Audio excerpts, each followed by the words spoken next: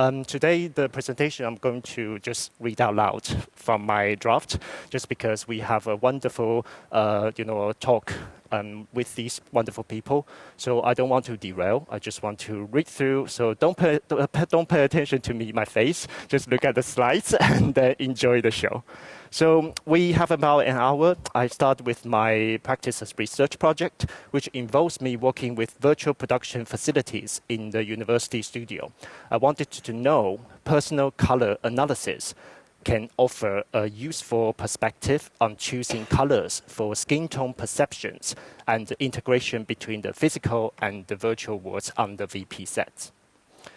I wanted to start with the citation from sorry, I'll just continue. Luckily, I don't have any clips, and even I have clips, they are muted. So I want to start with the citation from the seminal publication White, written by British film and media scholar Richard Dyer. In the book, he states, the aesthetics technology of photography, as it has been invented, refined, and elaborated, and the dominant uses of that technology as they have become fixed and naturalized, assume and privilege the white subject. They also construct that subject, that is, draw on and contribute to a perception of what it means to be white. I want to start this quote because my position as a researcher and a practitioner is what I would describe as decolonial. For me, decolonial means to set out to change the order of the world. As Frantz Fanon, another influential scholar who wrote Black Skin, White Mask, states, the order, intertwined with capitalism and colonialism, has been evolving and infiltrating many aspects of lives since the discovery of the New World, and hasn't been fundamentally challenged if we look at the problem of the modernity, coloniality. Modernity coloniality is a concept first used by Aníbal Quijano and later developed by Walter Mignolo. It refers to the way in which the concepts, modernity and coloniality, are inseparable, two sides of the same coin. Like many post-colonialist and decolonial thinkers seeks to draw attention to relationship between colonialism and the narrative of the modernity, through which much of the world's history has come to be understood. Modernity, then, is viewed as an epistemological frame that is inseparably bound to be the European colonial project. My idea starts from the Visual Media Lab conference hosted by Professor Stefan, BVK, a member of the technical committee in Imago as well, in 2023 at HDM, Stuttgart, Germany. In one presentation delivered by the colorist of the Netflix hit show 1899, Mr. Stephen Paul suggests that the choice of art direction favoring dark tones with a limited color palette, leaden skies, and very muted sunlight contributed greatly to the successful integration of the background and the foreground. At the conference, we could hear some reserved opinions concerning how and where to use VP technologies. Industry has appraised the benefits of virtual production since Mandalorian, another successful show on Disney+. One of those benefits is the photorealistic reflection on the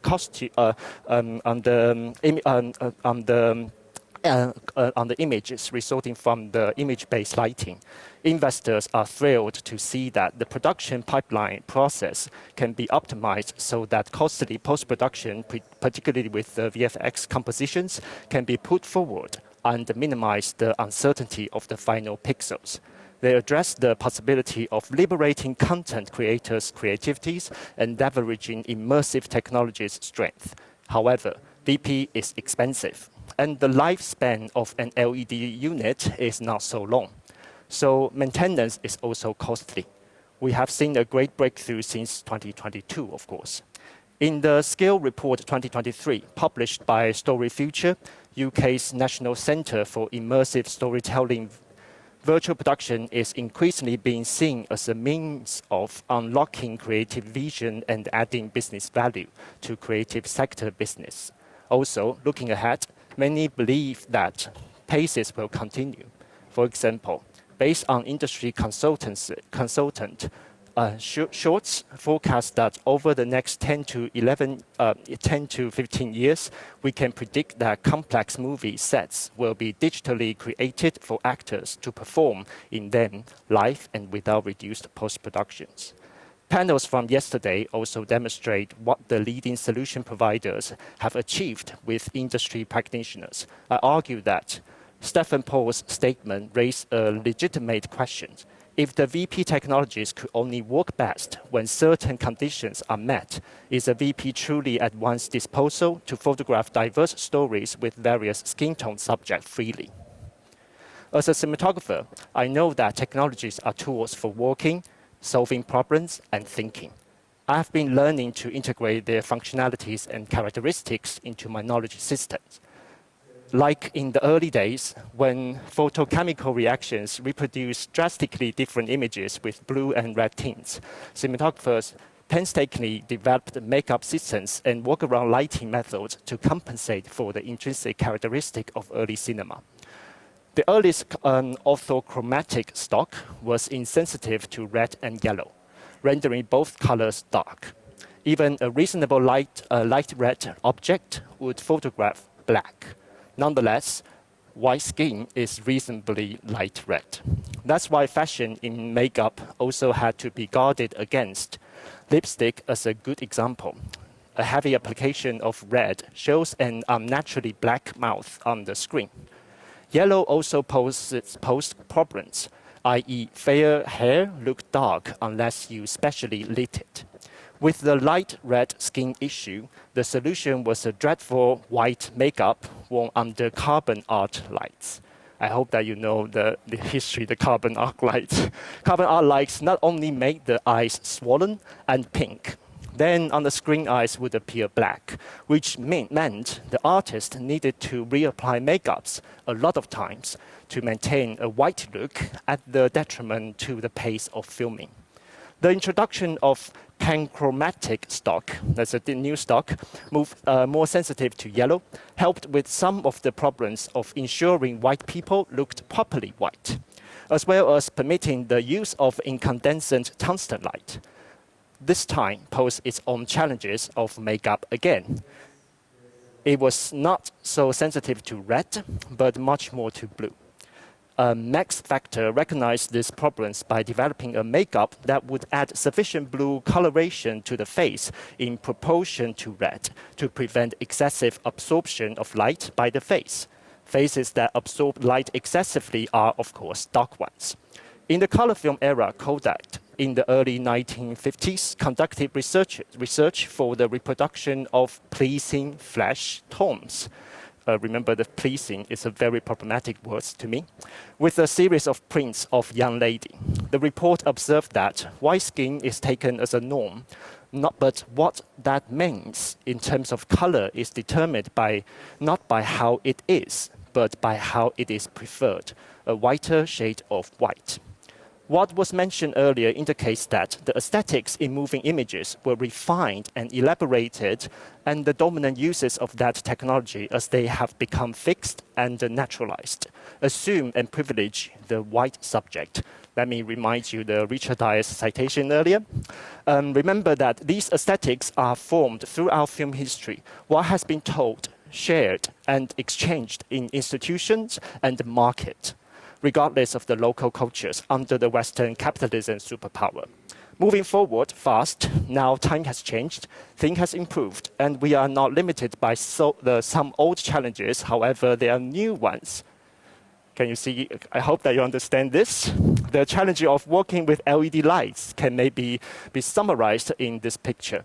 We are working with light sources that need more care due to their current design. Low fidelity LED lights can cause metamerism and skewed colors. Leading solution providers in VP technologies are focused on optimizing the gear for overcoming well-known issues such as latency, color shift, and maybe with the assumption that we are now living in a planet with limited natural resources for producing panels, computers, and processing machines. That being said, With VP, we can indeed create virtual worlds at our disposal, and after some efficient tweaking, we can refine and achieve a range of looks. With VP, we can examine ideas in our head without waiting until the principle of photography is completed. Personal color analysis is a popular fashion trend. By matching the wide selection of colored fabric in different textures with the subject's face, analysts can identify the most suitable color schemes according to the subject's iris color, skin tones, and hair colors. The fundamental characteristic of the personal color analysis is that their choices arguably optimize the viewer's perception of one's skin tones. In that, the subject's skin tone would appear most natural, healthy, and pleasing for others. And they would have higher self-esteem for improving one's appearance, we hope. Each subject, at the moment of the analysis session, is advised of a unique color scheme that is characterized according to 4 seasons: spring, summer, autumn, and winter. And each season has warm or cool tonal differentiation, warm and cool. Think about it as a yellow and blue, which creates at least 8 basic subgroups for personal colors. Also, the skin complexion changes naturally throughout a person's lifespan, so the personal color analysis results can vary accordingly. Recent discussion on personal color analysis showed that the darker skin tones, such as these, with Black and Asian communities, have been promoting more inclusive approaches, and they have been promoting further training for specific regions to ensure that their materials produced were representative. Notably, the separation of warm or cool tonal differences in personal color analysis resonate with the common cinematography language in lighting: tungsten, warm, versus daylight, cool. In the practical sense, these 2 light colors tremendously influence viewers' perceptions of the content's color, tonality, and ambience, which I argue offers complementary knowledge in designing color palette for production. So you can see that the left 2 faces, your left, are paired with colors of cool base, the right 2 with colors of warm base. Currently, in practice, when personal color analysis reach a different region, localization and integration into regional aesthetics are conducted using more detailed strategies, particularly the training and the material utilized are adapted to local trend. In my research project, one Asian analyst based in Taiwan, where I come from, trained in Korea and Japan, conducted a personal color analysis session for 3 Asian models, 2 Filipino females and 1 Taiwanese male. They all went through a series of color comparison. In the end, 3 Asian models were given a set of colored costumes that arguably helped their skin tone look more pleasing.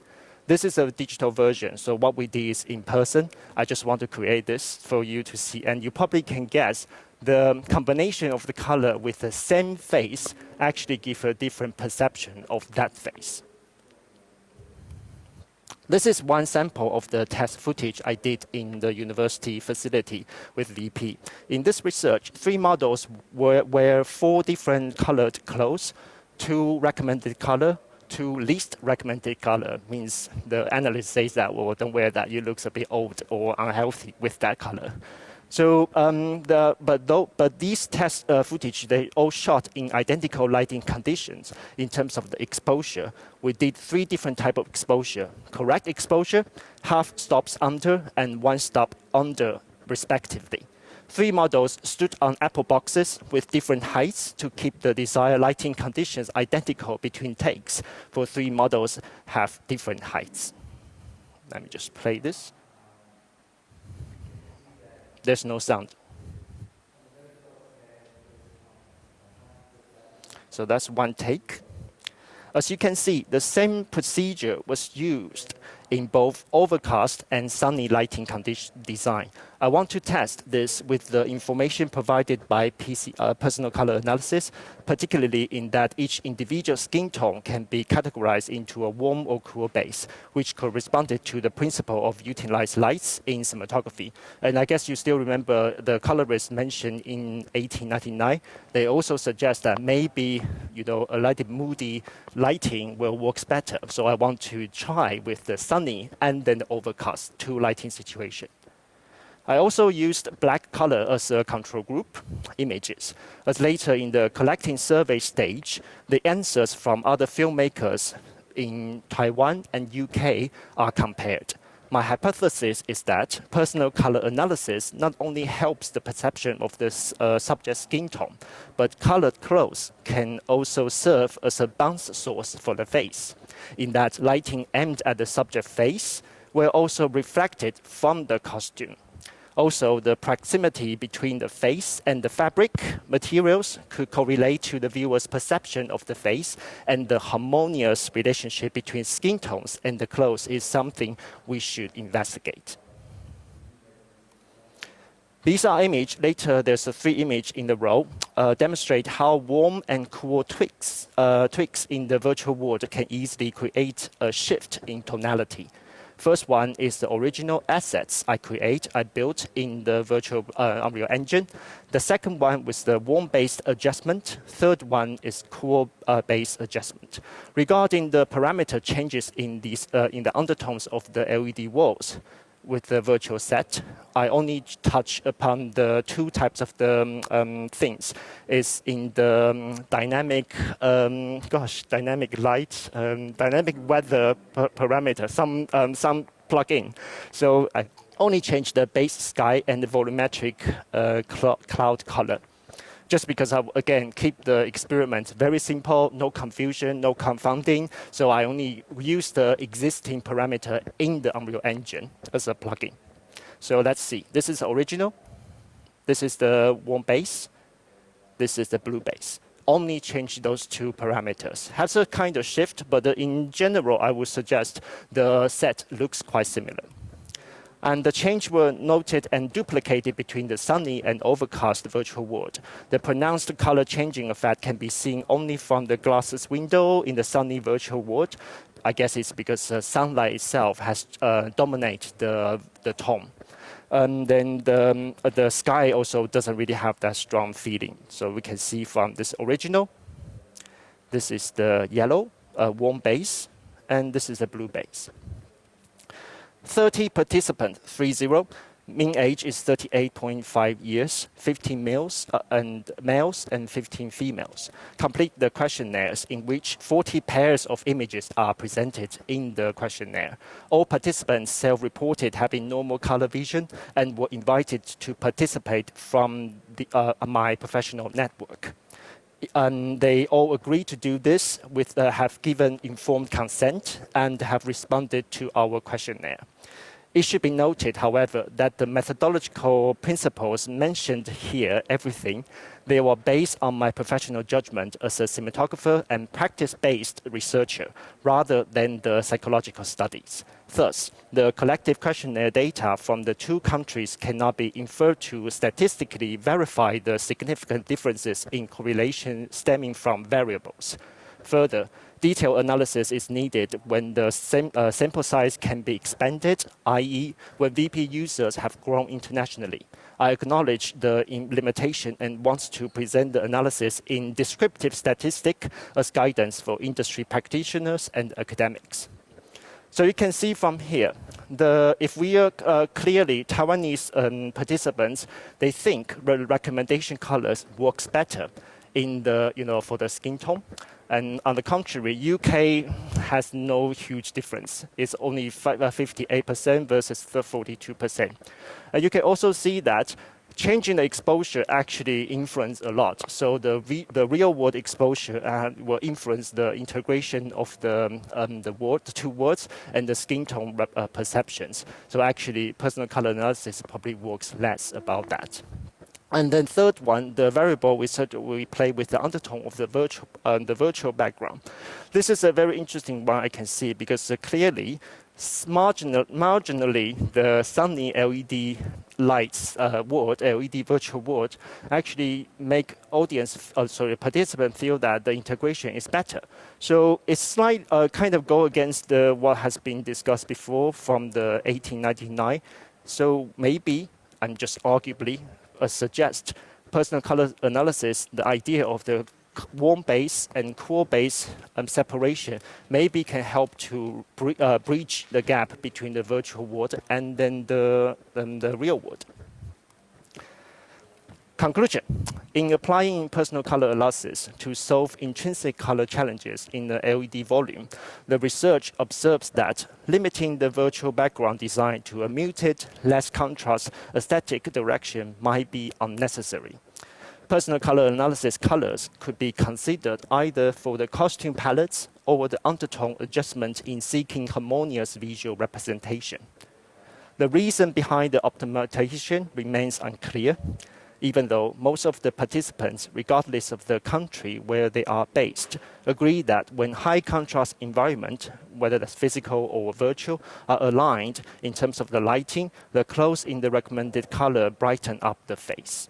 Contrast to the background to draw attention to the face and harmonize the overall images. Translating this finding into practice, it suggests that production in need of VP, virtual production volume, infrastructure, can maybe opt for a bright and vivid color background with higher contrast if onboard VP artists build the environment with informed judgment so that more nuanced and balanced virtual world can be created with professional skill set. Nonetheless, it can be argued that color as a research topic is subjective. And when VP is applied to content creation, colors worn by the subject are never monotone. You can see that my experience is only monotone. Their color is very limited. And then I am to expand the research with inputs from the discipline of color psychology in the future and acknowledge that the current study focuses on the gradual process of exploring possible ways of decolonization with virtual production to offer alternative routes rather than a concrete outcome. Finally, I want to emphasize that in essence, a cinematographer's work is about representing the most suitable reality for the storytelling of the audiovisual work and we are creating with other professions. It is not static, and it can't be textbooked and blinded followed. It is about the care we put in the people, characters, and the world. I think we can easily adopt decolonial approaches and add them into our thinking processes. The key is to de-link. If you understand the D prefix, it means to break up with. Epistemologically, we should investigate the entity of the coloniality and modernity and question it thoroughly. There are other ways of thinking about, engaging with, appreciating works of art and beauty. Right, thank you. That's the first is my email address, and the full chapter will be published with Routledge in early 2025. Proposed title: Virtual Production: What is Real? And the editors are there from the university in Australia. My other publication can also be found on Frame Cinema Journal and the Film Education Journal. So thank you for listening, and I will pass it on to the Maarten.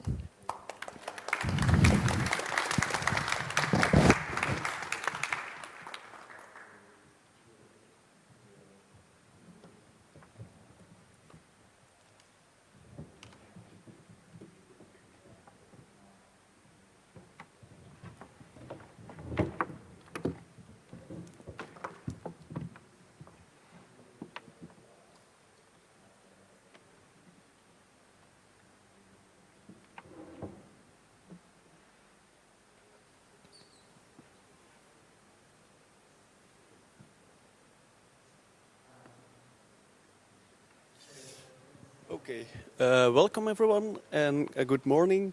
Welcome to my presentation entitled The Art of Cinematography, Why Motion Matters in Film.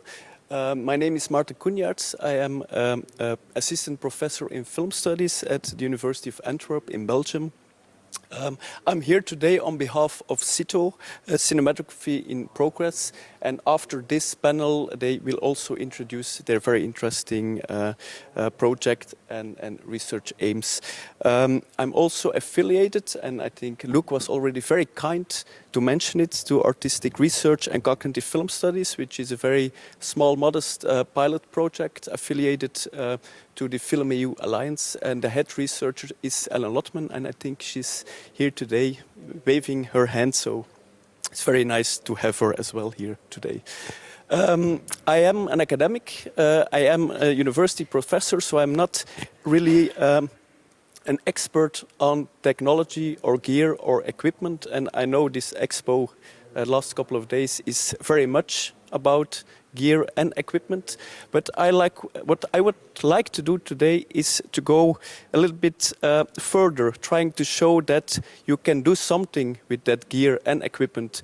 And what that is you can really contribute to art making and to sense making. And that is the kind of relationship that I really would like to explore in this very short presentation today. And especially with the main focus on motion, because motion is one of the parameters. We already had, I think, a very interesting parameter of color, but motion is also a very important parameter, especially if we are thinking about art making, because motion is a very important source to generate meaning in cinema. And if I want to make a link between cinematography and art, then I would like to start with the definition, like setting the conditions when can we consider or when can we define film as an art form. And that's where in the academic fields, in field of film philosophy, we can find some definitions. This is one definition by Boris Gout, who is a very famous film philosopher, and he wrote this very interesting book called Philosophy of Cinematic Art. And here there's an interesting definition, very small, it's very concise, and he defines film is an art when it has the ability to express or communicate thoughts about its subject matter. That's a very clear, concise definition, and that's what we could call its cinema's representational capacity.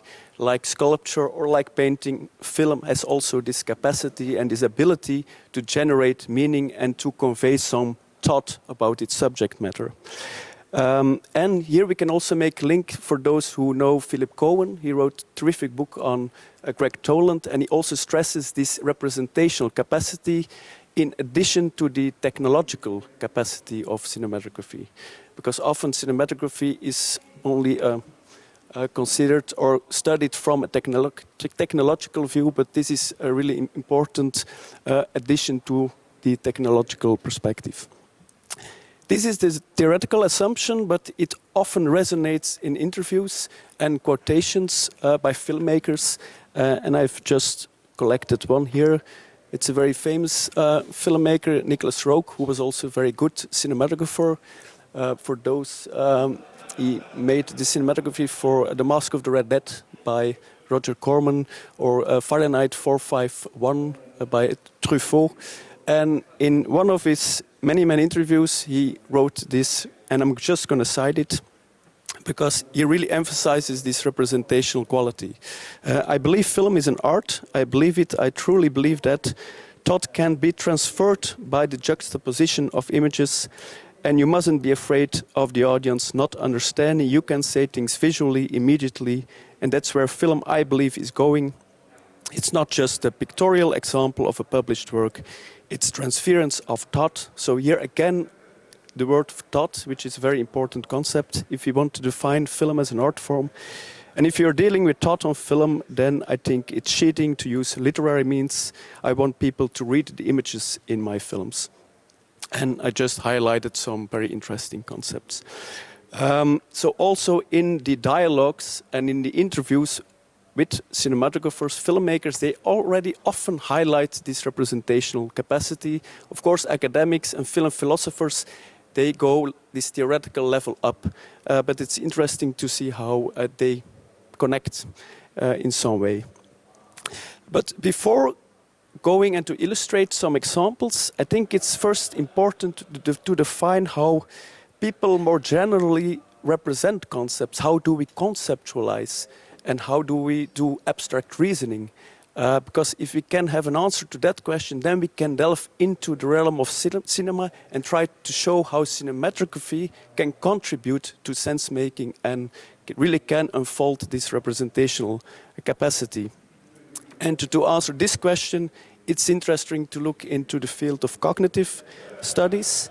And this is, I think, a very interesting, quite recent book by Barbara Tversky, Mind in Motion. She's a psychologist. And here she stresses a few laws of cognition. But there's one interesting one, because this allows to make a bridge to cinema and to cinematography and to filmmaking. And I'm just going to cite it. Spatial thinking is the foundation of abstract thought. So again, thought, crucial concept. Space, moving in it, or watching motion is the foundation, the rest follows. So what she basically emphasizes here, that our abstract reasoning, our representation of concepts is grounded in very concrete source domains, just like motion. It is rooted in our embodiment. And this, we can couch this more generally with a concept called embodied cognition.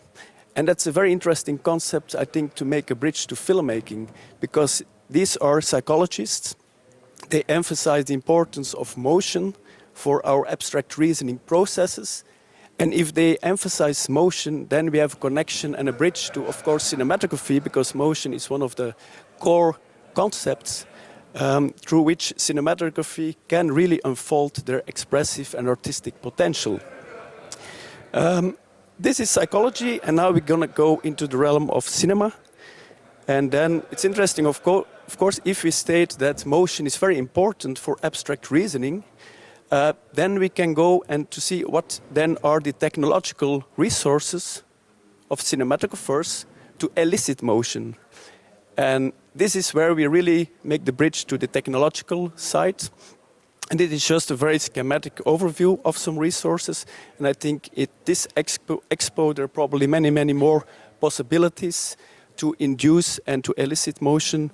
This is very basic schema with actual motions, just like relocation with the lateral tracking, crane shot, reverse tracking shot, dolly shot, arc shot. So all these technological terms.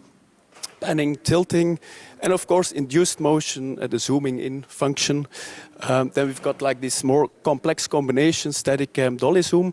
And these are kind of technical resources to elicit motion and through motion to generate meaning, because as we've seen in the previous slide, meaning is founded on motion. And I'm now just gonna show some very brief clips. And I'm going to start with a very basic clip to show how cinema and cinematography can elicit meaning through motion.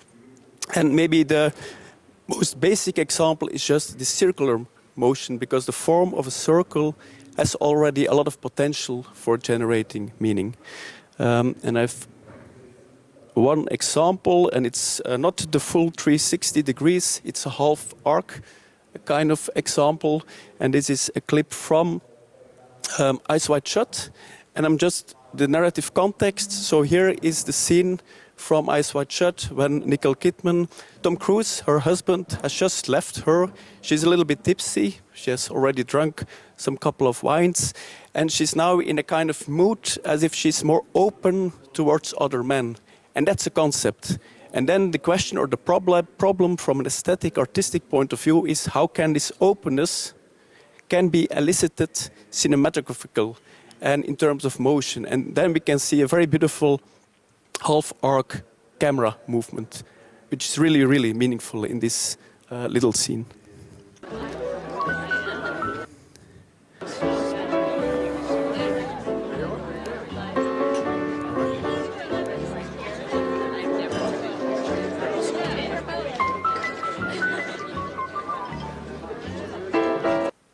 So it's very subtle, but it's just this half-arc motion. It includes this other man as if this other man is now allowed in the personal space of the main character of Nicole Kidman. And that's the kind of very artistic, very subtle ways, which is typically, I think, for the cinema of Stanley Kubrick. But I would also like to emphasize, and that's why I didn't mention the director, but the DP, Larry Smith, because we are at an expo of cinematographers, of course. Maybe a more trivial or very basic example would be like the 360 degree, which is a circle, very mathematical, geographical shape. And I think this is a very obvious example from The Untouchables. They just have encountered their first victory, and it's all couched and embodied within this full circle, which really connects the group, the untouchables.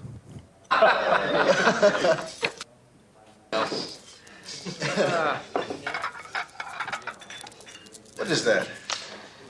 What is that? Yes, yes. Garden with the heathen. That is my call box key.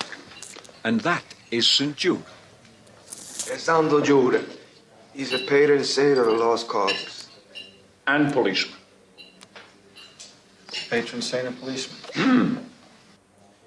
So you could say it's quite cliché, but it's very, very effective. You can also find it in a lot of Alfred Hitchcock's films when the love or the unity or bond is really couched and embodied by the movement of the camera. And this is really representing ideas and concepts, like abstract concepts like love or friendship are captured by camera movement. And this is the last example because it's a very beautiful one from Agere der Zorngottes.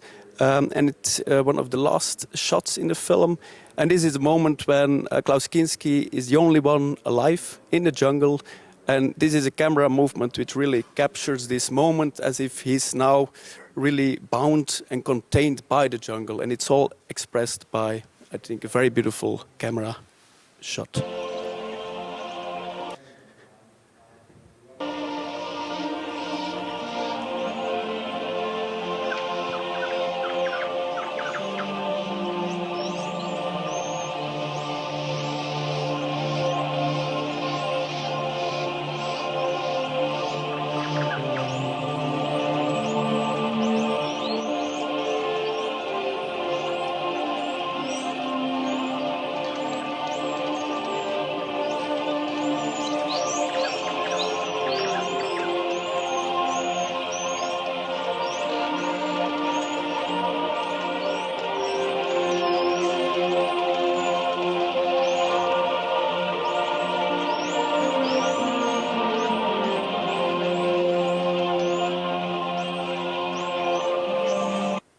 It's really the idea of the jungle swallowing up the main character.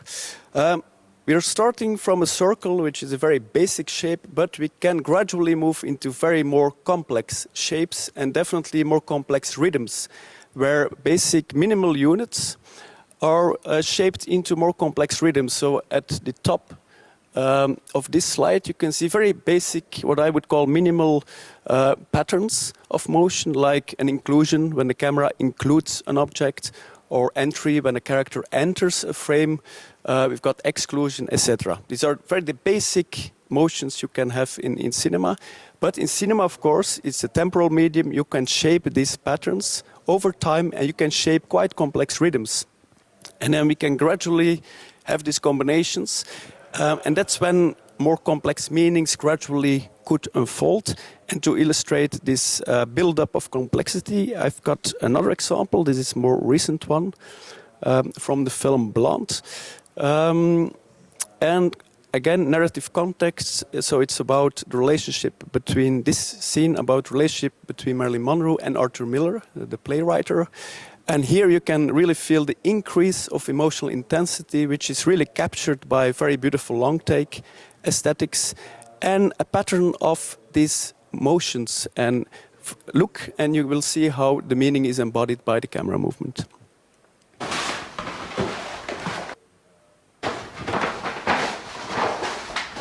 Darling, aren't you going to come down to the beach with us? Why are you hiding in here?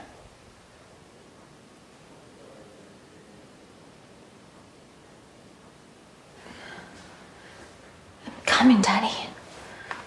I was just...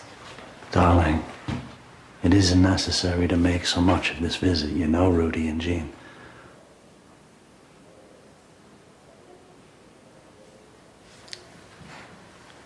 But they don't like me. They've come to see you. Norma, stop being so ridiculous. You know they've come to see us both. Darling, come down there with me, will you? They're waiting.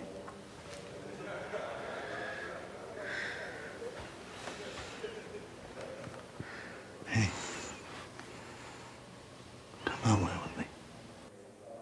And I'm, of course, a film analyst, so I'm like to analyze this kind of clips because I like the beauty of the structure. It's really shaping rhythms, and you can see the pattern. It's exclusion, exit, entry, exclusion, entry, exclusion, and then gradually building up the intensity. By the end, Marilyn Monroe hasn't any breathing room left. She's really captured and couched by the frame. So in the beginning, we've got this establishing shot. There's still a lot of free space, a lot of room. Then the tension increases by the entry of Adrian Brody, Arthur Miller. Then we've got, again, exclusion by the camera, entry again, exclusion, entry again, exclusion, and entry again. And by the end, you can really feel she hasn't any room to breathe. And this is what I would call this representational capacity. So really make the link with my first slide again, the definition. When is film is becoming an art form? It's really by this kind of patterns and structures. And this is only one aspect, it's motion, but cinematography is of course more complex. It's this kind of Gesamtkunstwerk of different kind of labels. Also color is a very important source domain for generating meaning. And in my own work, I like to stress these underlying patterns, which are really embodied patterns, by generating these more abstract animations, but because it allows me to generate the underlying structures of the scenes and to really unpack and reveal the patterns of meaning making generated and created by cinematography.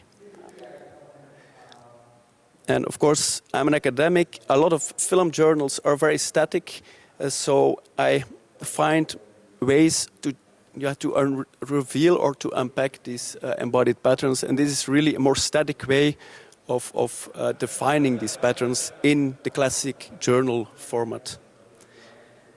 And maybe I'm going to end with, I think I've got still quite a few minutes left. So then, of course, it's interesting to identify, to see a lot of films and to generate and to identify these complex patterns. And I think another very beautiful example can be found in a film called, and it's by the Hungarian film director Miklos Jancsó. It's late 60s. So here the context is like it's located at a film school. The film is called The Confrontation. Film school, which is dominated by these very religious students, but of course it's late 60s, 50s when the Communist Party takes over, and you can really see this kind of conflict between religious students, which is the grey clothed men, and then the communist leftist students. And then a beautiful tension takes place, this kind of force dynamics between these two groups of peoples. And then you have to see the motion, because it's like this kind of cat and mouse game. It's this this motivational human dynamics couched by a kind of chess play generated and produced, yielded by the art of cinematography. Sokan vagyunk. Neked látnod kellett engem, és nem jelentkeztél. Ne kezd megint. Régi ügy. Igen, régi. Nem akarsz velem beszélni? Nem akarok. Miért? Beszéljünk vele. Hány éves is vagy te? 22. Te lőttél a németekre? Nem lőttem. Szóval most vagy hős, amikor állami forradalmár lehetsz? Állami forradalmár? Jó. Miért nem így mondod, most vagy hős, amikor itt vannak az orosz tankok? Nem. Én ezt nem mondom. Engem tényleg felszabadítottak. Te ki vagy? 1 évig hordott sárga csillagot. Tudod mi az?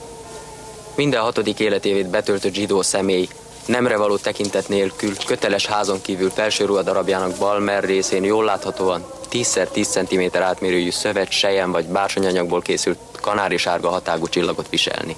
Te ezt honnan tudod? Megtanultam. Én tanítottam meg rá. Most. Szó szerint. És akarod, szó szerint elmondhatom neked Vitéz Jáni Gusztáv vezérezredes 6 parancsát. Tudod, hányan maradtak ott?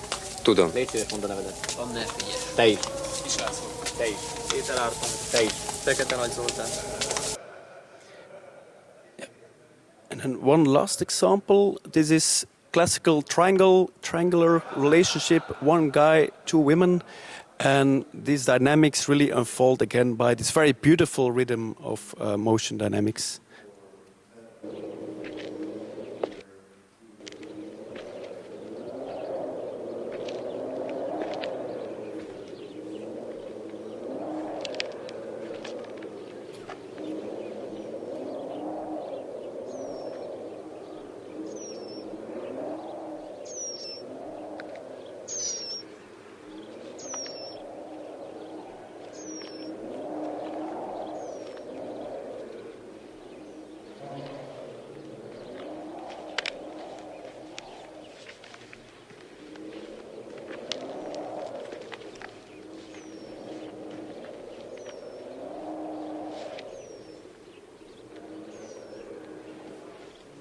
You can see how this really empty space really invites for an entry to take place.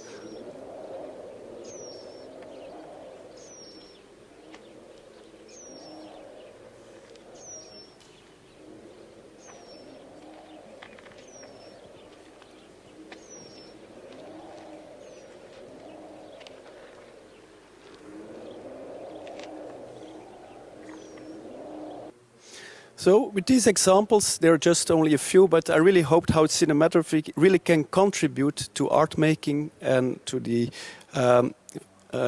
concept of film as a very beautiful art form. These were only a few examples. If persons are interested, I also made a video essay last year. It was also in the best videos essays of 2023 by the BFI list. It's like a little bit longer, 23 minutes, so that's why I didn't show it here. But for those who are interested, just scan the code and you can watch it. And for those who are interested to contact also the team of ARCF, contact Ellen or myself, also or scan the barcode, because we're really interested in engaging with the film practitioners, with the cinematographers to really understand their art-making potential. And that's, I hope to have succeeded today. But I'm very interested in hearing discussions or Q&A and etc. And I would like to end with this very inviting quote by Eric Kandel, who is a neuroscientist.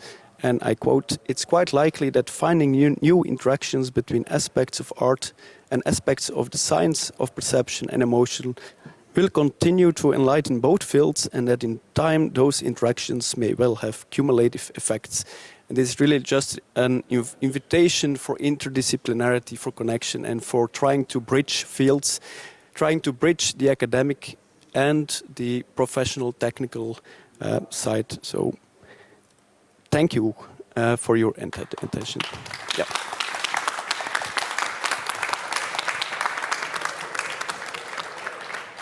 Yeah, I don't know if there is still room left for some discussion or Q&A. Yeah.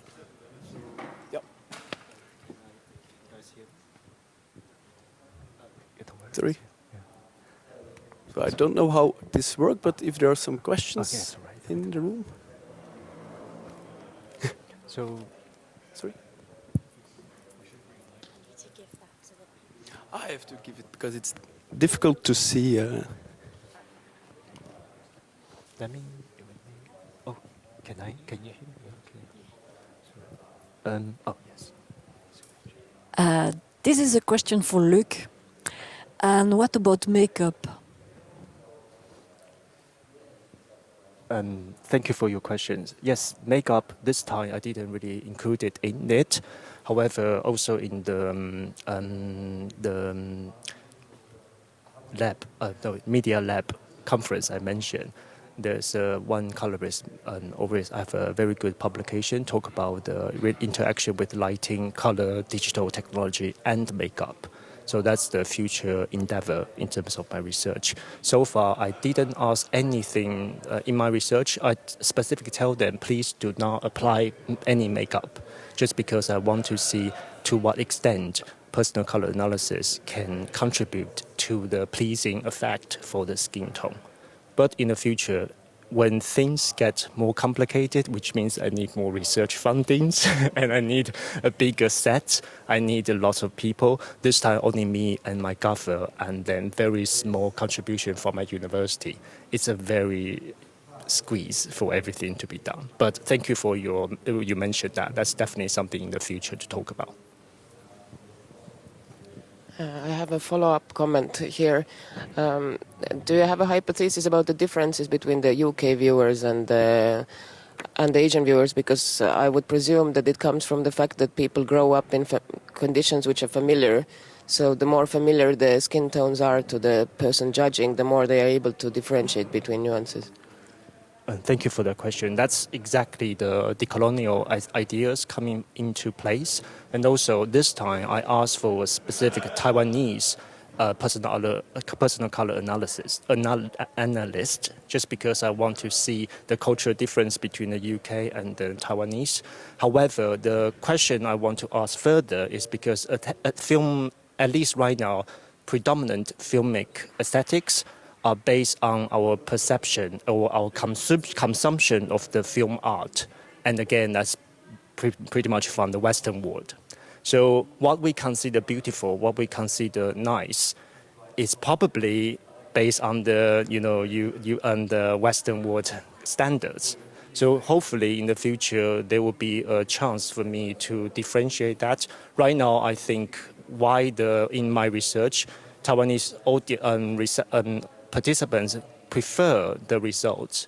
Probably it's because it's a Taiwanese analyst to talk about that. But if I invite a person coming from a different region, trained from a slightly different aesthetics, their answer or their suggestion for the color choices will have a total different influence, I guess. That's but in the future, again, the cross-cultural analysis needs to be done more precisely with the help of the color psychology. And then, like you can see from the, Maarten's experiment, that's a very different, again, compared to what I have done as a practice, as research.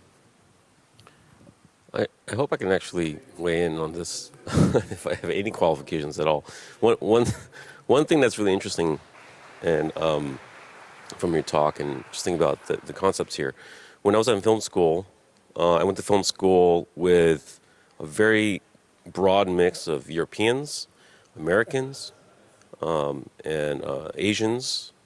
I mean, as in culturally, they were not European Americans. They were not Asian Americans. They were Asian people from China, Korea, a lot of people from Denmark, and Germany, etc.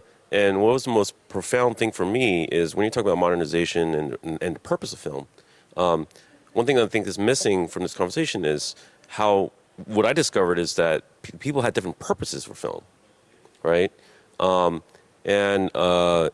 US-based film culture, what people expect and want out of film for the purpose of it is entertainment. But the Europeans wanted meaning. Even what you're talking about. The questions you're asking are about meaning. But so what's really interesting to me is that when we're on set, a lot of evaluative questions about what to do, what's right, what's wrong, quote unquote, is trying to answer these competing purposes. So that also is a really interesting thing that you're talking about, because each culture has its own purpose for this activity of content or filmmaking or whatever, and then that then dictates your choices, right? I mean, I would say out of anybody, you probably have the most direct experience over and over again with the projects you have throughout the extended run, right, of each show. Yeah. Right? I've done films that are more intellectual and films that are more just action-oriented. And it was interesting because we had a panel discussion at the last event I was at Cinegear. When and why do you move the camera? What's the reason for moving the camera or for not moving the camera, for being static shots? And for me, it was always coming from to tell the story without the dialogue, so that anybody watching the movie will understand the emotion, the meaning, and the story without having to hear what the actors say. Because silent cinema, you don't need those subtitles, you just need to, or the titles, you just need to see and feel what the characters are feeling. But it's true in classical American cinema as it's thought of now. It's action, it's about entertainment. So a lot of times that movement, which I love, Aguirre, the Wrath of the Gods is one of my favorite films of all time. And that circular motion with Popol Vuh's music, it's so emotional to me. And it is, Klaus Kinski is there and he's surrounded by the jungle and the monkeys and everything's moving. And he's made his own fate.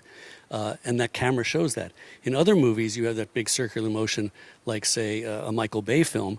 It's not for the same thing. It's telling you something different. It's about keeping the audience visually stimulated, because otherwise maybe they're just going to get bored with the story. So there's that visual excitement. So it works different for different cultures. And also I was thinking also with the costume and skin and color. And Tim and I were talking yesterday also about about the light, the quality of the different types of light that we have, how they affect color and how they change. Like LEDs will affect color differently, and therefore makeup has to be adjusted for that. And costumes, my wife is a costume designer, so I'm very, close to that. You don't always get the choice of the costume to make the skin tone pleasing. Sometimes the costume is chosen for the reasons like the set is designed to tell story or to be something about the character, and it may be, you're very right, there's the reflections. I see a lot of times say, why is, they've got this green shirt on and their skin is looking green and it's not pleasing, but it's something that it all has to be balanced, and that's part of the art of cinema, is balancing production design, costume design, lighting, and acting and everything all together. So it's a very complicated universe that we're living in and trying to all traverse and make everything work. And it's rare when everything really works, but it's wonderful when it does.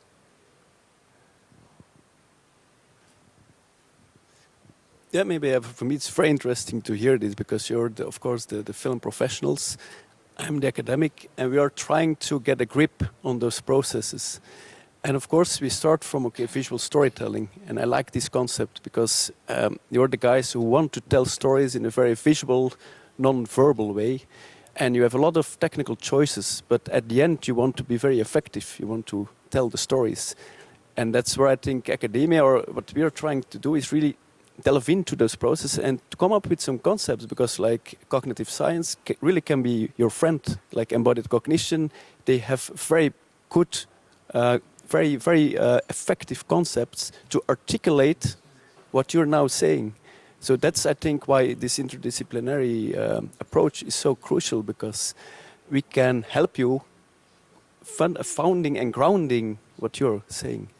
That's just something I want to add. It's very beautiful to have this kind of connection. Some other questions, maybe? I'm sorry, you're like over the time already. Oh, wasn't. Okay, sorry. Sorry to interrupt that. No problem. We can discuss maybe afterwards or in between the pauses. No, yeah. but announce the next one. Yeah, but the next panel is connected with this one, so we can go on this one. Yeah, it's all connected, so that's no problem. Let's connect then. So if there are some questions.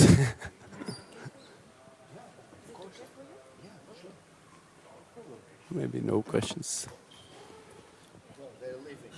Yeah, they're leaving, so maybe we can talk afterwards. Thanks a lot. Yeah.